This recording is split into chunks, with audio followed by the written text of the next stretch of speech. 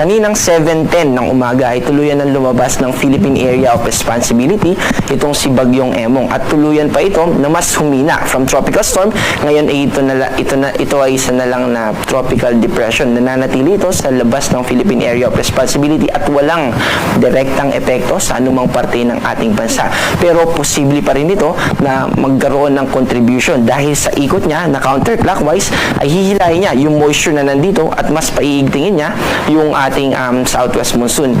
Although indirect yung contribution niya, pag lumayo pa ito ay mananatili pa rin itong southwest monsoon na makakaapekto sa ating bansa. Itong si Bagyong Emong ay merong international name na Komay na ang ibig sabihin ay isang uri ng damo galing sa itong name na ito galing sa Vietnam. Samantala, meron din tayong minomonitor na severe tropical storm. Ito ay pangalan na may international name na Krosa.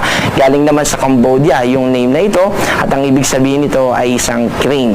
Samantala, yung minomonitor natin nung previous weeks na si Dante ay nananatili sa labas ng Philippine Area of Responsibility at gumagalaw ito papalayo sa Taiwan, pa-westward at wala itong magiging direktang epekto sa ating bansa.